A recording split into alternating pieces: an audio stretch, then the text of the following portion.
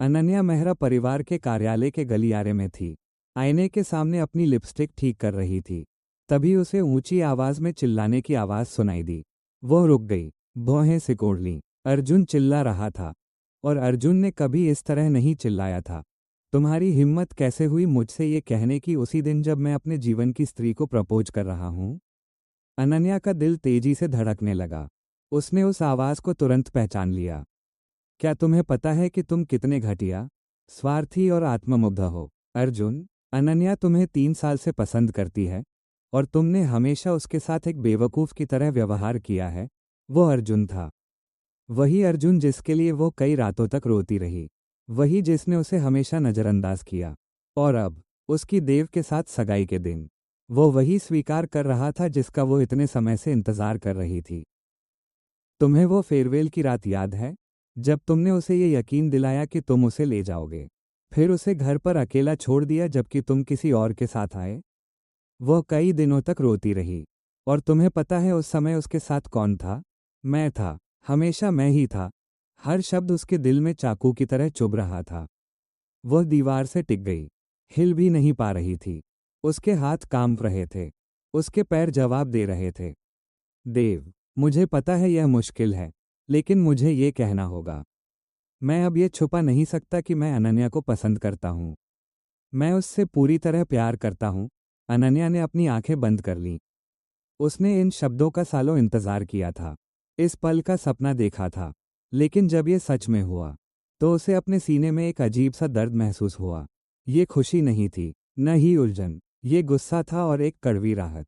क्योंकि अब उसे पता था कि वो लड़की नहीं रही जो प्यार के लिए तरसती थी। और उसने उसकी कीमत तब देखी जब उसने खुद को चुन लिया। लेकिन यह समझने के लिए कि सब कुछ इस पल तक कैसे पहुंचा, तुम्हें मेरे साथ समय में पीछे जाना होगा। क्योंकि यह कहानी किसी प्रपोजल से शुरू नहीं होती। ये शुरू होती है एक ऐसी लड़की से जो हमेशा खुद को अदृश्य महसूस करती थी। अनन्या हमेशा मीठी, शांत लेकिन गहरी थी। वो उन महिलाओं में से थी जो बहुत महसूस करती हैं लेकिन कम कहती हैं। और शायद यही कारण था कि किसी ने ध्यान नहीं दिया, या शायद उन्होंने ये दिखावा किया कि उन्होंने नहीं देखा कि वो अर्जुन मेहरा के लिए क्या महसूस करती थी। अर्जुन बड़ा भाई था, प्रतिभाशाली, महत्वाकांक्षी, घमंडी। बचपन से ही उसने कहा था कि वो अपने पिता की फर्म में सबसे सम्मानित वकील बनेगा। अनन्या उसकी प्रशंसा करती थी। वह केवल उसकी बुद्धिमत्ता से नहीं, बल्कि उसकी सहज मुस्कान, आत्मविश्वास और हर जगह ऐसे प्रवेश करने के तरीके से भी प्यार करती थी जैसे वो वहीं का हो। उसने 3 साल तक अपनी भावनाओं को चुपचाप संभाल कर रखा। 3 साल सजने संवरने में इस उम्मीद के साथ कि वह ध्यान देगा। 3 साल हर संदेश, हर नज़र, हर दयालुता को उम्मीद के संकेत की तरह समझने में। लेकिन सच्चाई ये थी कि अर्जुन उसे केवल तब देखता था जब उसे कुछ चाहिए होता था। पढ़ाई में मदद, सलाह या अपने छोटे छोटे रिश्तों के बीच सांत्वना। वो एक अच्छी लड़की थी, हमेशा मौजूद दोस्त, एक सुकून भरी उपस्थिति, लेकिन कभी चुनी हुई नहीं। देव, छोटा भाई, ये सब देखता रहा। वह जानता था, वो उस एकतरफा प्यार के बारे में जानता था, उन छुपे आंसुओं के बारे में, और यह भी जानता था कि भले ही यह स्वीकार करना दर्दनाक हो, अनन्या इससे कहीं बेहतर की हकदार थी। सब कुछ उस फेयरवेल की रात पर आकर खत्म हुआ। अर्जुन ने संकेत दिया था कि वो उसे ले जाएगा, भले ही उसने सीधे नहीं कहा।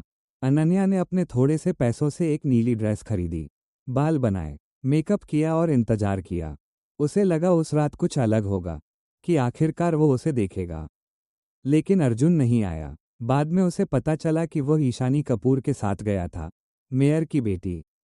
सुंदर, परफेक्ट ईशानी, जो हमेशा आखिरी पल में आती और वो जगह ले लेती जो अनन्या की कभी थी ही नहीं। उस रात देव उसके दरवाजे पर आया। उसने अनन्या को बरामदे में बैठे देखा, ड्रेस सिकुड़ी हुई, आंखें सूजी हुई, चेहरा फीका। वो तुम्हारे लायक नहीं है, उसने कहा और उसके पास बैठ गया। तुम मेरे लिए इतने अच्छे क्यों हो? उसने बिना उसकी तरफ देखे पूछा। क्योंकि किसी को तो होना ही चाहिए। उसके बाद देव धीरे धीरे करीब आने लगा, बिना जल्दबाजी, बिना किसी मांग के, बस एक उपस्थिति। उसे वे बातें याद रहती जिन्हें अर्जुन नज़रअंदाज करता था। जब उसे पता होता कि वो रात भर पढ़ रही है, वो कॉफ़ी लाता। वो सिर्फ ये पूछने के लिए संदेश भेजता कि उसने खाना खाया या नहीं। वह फूल लाता, सूरजमुखी, हमेशा सूरजमुखी, चाहे कोई खास मौका हो या नहीं। तुम ऐसा क्यों करते हो? उसने एक दिन फूलों का गुलदस्ता पकड़ते हुए पूछा। क्योंकि मैं हमेशा ध्यान देता हूँ। लेकिन अनन्या अभी भी अतीत में फंसी हुई थी। अर्जुन की गैरमौजूदगी के बावजूद, इस स्पष्ट संकेत के बावजूद कि वो उसे कभी एक स्त्री के रूप में नहीं देखेगा, वह खुद को दोष देती रही। उसे लगता था कि अगर वो और सुंदर और पतली और दिलचस्प होती तो शायद वो बदल जाता। उसने अजीब डाइट अपनाई, ऐसे बाल कटवाए जो उसे पसंद नहीं थे, खुद को उसके पसंद के अनुसार ढालने की कोशिश की, और वो तब आता जब उसे जरूरत होती और फिर गायब हो जाता। देव ये सब भारी दिल से देखता रहा। वो जानता था कि वो इससे कहीं बेहतर की हकदार है, जब तक एक दिन वो और सह नहीं पाया। अनन्या, मुझे तुमसे कुछ कहना है। क्या? मैं तुमसे प्यार करता हूँ। कई सालों से। वो स्तब्ध रह गई। देव, इस बारे में मजाक मत करो। मैं मजाक नहीं कर रहा। तुम नहीं देखती, लेकिन मैं देखता हूँ। मैं देखता हूँ कि तुम वास्तव में कौन हो, और मैं देखता हूँ कि अर्जुन कितना अंधा है। मैं तुम्हें खुद को नष्ट करते हुए नहीं देख सकता किसी ऐसे इंसान के लिए जिसने कभी तुम्हारी कद्र नहीं की। और उसी पल उसके अंदर कुछ बदलना शुरू हुआ। उस रात अनन्या चुपचाप अपने कमरे की छत को देखती रही। उसने सब कुछ सोचा। इंतजार के साल, खामोशी, अकेले रोने के पल, और आखिरकार उसने समझा कि समस्या कभी उसमें नहीं थी। सोमवार को बारिश हो रही थी। अनन्या ने सूरजमुखी का गुलदस्ता उठाया जो देव ने दरवाजे पर छोड़ा था, एक नोट के साथ। तुम मेरे दिन को जिस तरह रोशन करती हो, उसी तरह ये तुम्हारे दिन को रोशन करे, उसी सरल पल में। अनन्या ने देखना शुरू किया जो हमेशा से था। देव, हमेशा देव। उसे याद आया हर बार जब वो बिना बुलाए आया। कैसे उसे पता था कि उसे कॉफ़ी नहीं, शहद वाली कैमोमाइल चाय पसंद है। कैसे वो उसके लिए पेस्ट्री लाता जब उसे पता होता कि उसने नाश्ता नहीं किया। जिस तरह वो उसे देखता जैसे वो कुछ कीमती हो। उस हफ्ते उसने उसे पार्क में बुलाया, मुंबई की शरद ऋतु की पीली पत्तियों के नीचे। अनन्या उसकी ओर मुड़ी। क्या तुम अभी भी उस दिन की बात करना चाहते हो? मैं हमेशा चाहता हूँ, देव ने दबे हुए मुस्कान के साथ जवाब दिया। तुम मुझे किस करो, सरल और सीधा। वह किस फिल्मों जैसा विस्फोटक नहीं था, वो उससे बेहतर था। वो सुकून देने वाला, थामे रखने वाला और वादा करने वाला था। अलग होते हुए उसने फुसफुसाया, मेरी गर्लफ्रेंड बनोगी? अनन्या ने शर्माते हुए मुस्कुराकर कहा, सिर्फ उस पेस्ट्री की वजह से। उसके बाद के दिन अलग रंग में रंग गए। देव ने उसे कभी शक या इंतजार में नहीं रखा। वह हर दिन आता, बिना वजह फूल देता, उसके पसंदीदा गानों की प्लेलिस्ट बनाता। उसने शहर के बाहर एक सूरजमुखी का खेत ढूंढा सिर्फ उसे उसके जन्मदिन पर वहां ले जाने के लिए। देव के साथ अनन्या खुद को सुरक्षित महसूस करती थी, सुंदर महसूस करती थी, यहाँ तक कि पायजामा में और बिना मेकअप के भी। उसने समझा कि सच्चा प्यार आपको कमजोर नहीं बनाता, वह आपको मजबूत बनाता है। एक रात, जब उसने देव को उसके बचपन के नाश्ते की याद में अनाड़ी तरीके से पैनकेक बनाते देखा, उसे पता चला कि वो उससे प्यार करती है। मैं तुमसे प्यार करती हूँ। देव। देव रुक गया। तुमने क्या कहा? मैं तुमसे प्यार करती हूँ, ऐसे तरीके से जिसे मैं कभी जानती ही नहीं थी। उसने उसे कसकर गले लगाया। मैं भी तुमसे प्यार करता हूँ, इतना कि कभी कभी डर लगता है, लेकिन तुम्हारे साथ डर भी खूबसूरत लगता है। 26 साल की उम्र में अर्जुन मेहरा की जिंदगी परफेक्ट लगती थी। अर्जुन मेहरा 26 साल की उम्र में एक परफेक्ट जिंदगी जीता हुआ दिखता था। वह अपने पिता की कंपनी में पार्टनर बनने वाला था। हाथ में रोलेक्स घड़ी, सुपरकार चलाता था और उसके साथ थी काव्या मल्होत्रा, एक मशहूर मॉडल। वे मुंबई के उच्च वर्ग का गोल्डन कपल थे, लेकिन किसी ने उनके बीच की खामोशी, सतही बातचीत और कैमरे के सामने की बनावटी मुस्कान नहीं देखी। उस चमक दमक के पीछे अर्जुन एक खालीपन महसूस करता था जिसे उसने शुरू में नज़रअंदाज किया। उसे लगा ये काम के तनाव की वजह से है। ये चमक तब दरकने लगी जब 5 सितारा रेस्तरां के डिनर सिर्फ काव्या के नए कलेक्शन पर चर्चा बनकर रह गए। वो उसे बचपन की याद दिलाने वाले एक छोटे से इतालवी रेस्तरां में ले जाना चाहता था, लेकिन काव्या ने मना कर दिया क्योंकि वहाँ वीगन मेन्यू नहीं था और तस्वीरों के लिए रोशनी भी अच्छी नहीं थी। एक बार छुट्टियों के दौरान काव्या पूरे वीकेंड कमरे में बंद रही क्योंकि उसका नकली नाखून टूट गया था, जिसे उसने अपने करियर की त्रासदी कहा। अर्जुन अकेला समुद्र किनारे टहलता रहा।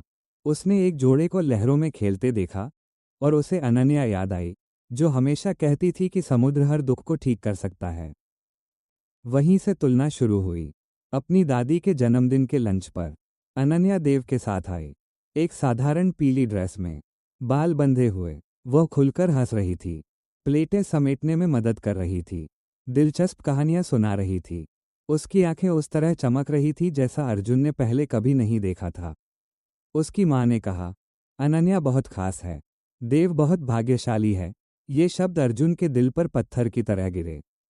उसने देव को अनन्या की ओर देखते देखा जैसे वो उसकी दुनिया का केंद्र हो, और उसे एहसास हुआ कि उसने कभी उसे उस सम्मान से नहीं देखा। उसने काव्या से अपने भीतर के खालीपन के बारे में बात करने की कोशिश की, अपने उस सपने के बारे में जो उसने छोड़ दिया था, लेखक बनने का सपना। काव्या ने कहा, क्या तुम पागल हो? तुम्हारे पास सब कुछ है, तुम एक सफल वकील हो और सबसे खूबसूरत महिला के साथ हो। अर्जुन चुप हो गया। उसने अनन्या को फोन किया, उससे अकेले में बात करना चाहता था। वे एक छोटे कैफे में मिले। मुझे नहीं पता मैं कौन हूं, अर्जुन ने कहा। अनन्या चुपचाप सुनती रही। क्या तुमने कभी सोचा कि वकील बनना तुम्हारा असली सपना नहीं था? शायद तुम सिर्फ पहचान चाहते थे, लेकिन वो खुशी नहीं है। अर्जुन के पास जवाब नहीं था। अब वो उसे श्रद्धा से नहीं देखती थी, वो उसे एक इंसान के रूप में देखती थी, उसकी कमियों के साथ। और जब उसने देव के बारे में कहा, वो मुझे सुनता है, मुझे देखता है और मुझे बेहतर बनना चाहता है, बिना यह महसूस कराए कि मैं पर्याप्त नहीं हूं। अर्जुन को कड़वाहट महसूस हुई। वह कभी ऐसा नहीं कर पाया था। दादी के जन्मदिन पर, जब सब लोग बरामदे में थे, देव अचानक घुटनों पर बैठ गया। अनन्या का दिल थम गया। पूरे मेहरा परिवार के सामने देव ने अंगूठी का डिब्बा खोला। अनन्या, तुमने मेरी जिंदगी में रोशनी लाई है। तुमने मुझे सिखाया कि प्यार सिर्फ वादे नहीं, बल्कि मौजूदगी है। क्या तुम मुझसे शादी करोगी? हाँ, 1000 बार हाँ। तालियों की गूंज उठी। लेकिन एक कोने में अर्जुन खड़ा था, आंखों में आंसू, ईर्ष्या और पछतावे से भरा। किसी ने ध्यान नहीं दिया जब वो चुपचाप सीढ़ियों से उतर गया। उस रात अर्जुन ने देव को पिता के ऑफिस बुलाया। अर्जुन ने कहा, मैं अनन्या से प्यार करता हूं। देव हंसा। तुम्हारे पास 3 साल थे उसकी कीमत समझने के लिए, जब वो खुद को तुम्हारे लिए कम समझती थी। तुम्हें फेयरवेल की रात याद है? उसके आंसू किसने पोंछे? मैंने। तुम अब प्यार महसूस कर रहे हो क्योंकि तुम जानते हो कि अब तुम उसे नहीं पा सकते। ये प्यार नहीं, पछतावा और आहत अहंकार है। जब देव मुक्का मारने वाला था, एक ठंडी आवाज आई, तुम्हें पूछने की जरूरत नहीं, मैं खुद जवाब दे सकती हूं। अनन्या दरवाजे पर खड़ी थी, चेहरा फीका लेकिन आंखें दृढ़। उसने सब कुछ सुन लिया था, जो मैंने तुम्हारे लिए महसूस किया था। अर्जुन, अब वो शून्य है, न गुस्सा, न दर्द, सिर्फ खालीपन। मैं कभी खुद से नफरत करती थी तुम्हारी वजह से, लेकिन देव ने मुझे सिखाया कि मुझे बदलने की जरूरत नहीं है। सच्चा प्यार आपको स्वीकार करता है। उसने अर्जुन की ओर देखा। तुम मुझे इसलिए चाहते हो क्योंकि अब मैं तुम्हारे पास नहीं हूं, लेकिन मैं कोई ट्रॉफी नहीं हूं। तुमने मुझे हमेशा एक विकल्प की तरह देखा, लेकिन कभी मुझे चुनने की हिम्मत नहीं की। मैं तुम्हारे बुरे दिनों की लड़की थी, अच्छे दिनों की नहीं, और अब तुम्हारा मेरी जिंदगी में कोई स्थान नहीं है। वो देव का हाथ पकड़कर बाहर चली गई, अर्जुन को खामोशी में छोड़ते हुए। अगला हफ्ता डरावनी खामोशी में बीता। अर्जुन गायब हो गया। शनिवार को अनन्या की शादी थी। वह रेशम और लेस की साड़ी में थी, चेहरे पर शांति। देव आईने के सामने टाई ठीक कर रहा था, हाथ हल्के से कांप रहे थे। समारोह मेहरा परिवार के बगीचे में हुआ, चारों ओर सूरजमुखी के फूल। वचनों के समय अनन्या ने कहा, तुम्हारे साथ मैंने सीखा कि प्यार परफेक्शन नहीं, बल्कि खुद होना है। देव ने कहा, मैं वादा करता हूं कि हर दिन तुम्हें बताऊंगा कि तुम कितनी खास हो। सड़क के पार एक पेड़ के पीछे खड़ा अर्जुन चुपचाप देख रहा था। यह अब अहंकार का दर्द नहीं था, बल्कि स्वीकृति थी। उसने देखा कि वो महिला जिसे वो चुन नहीं पाया, अब खुश थी, उसके भाई के साथ, जिसने हमेशा पूरे दिल से प्यार किया। जब उन्होंने एक दूसरे को चूमा, अर्जुन ने कड़वी मुस्कान दी। उसे पता था कि उसका अध्याय खत्म हो चुका है। उस रात उसने 2 पत्र लिखे। देव को, तुम सही थे, मैं अच्छा भाई नहीं था, बधाई हो, तुम वो इंसान बने जो मैं नहीं बन सका। अनन्या को, तुम वो प्यार हो जिसे मैंने बहुत देर से समझा। धन्यवाद मुझे सच्चा प्यार सिखाने के लिए। आज मैं नई जिंदगी शुरू कर रहा हूँ। कुछ महीनों बाद अर्जुन मुंबई छोड़कर यूरोप चला गया, खुद को खोजने के लिए। अनन्या और देव गांव में एक घर में बस गए, सूरजमुखी के बगीचे के साथ। 2 साल बाद अर्जुन ने एक उपन्यास लिखा, एक ऐसे आदमी के बारे में जिसने सब कुछ खो दिया क्योंकि वो महत्वपूर्ण चीजों को नहीं देख पाया।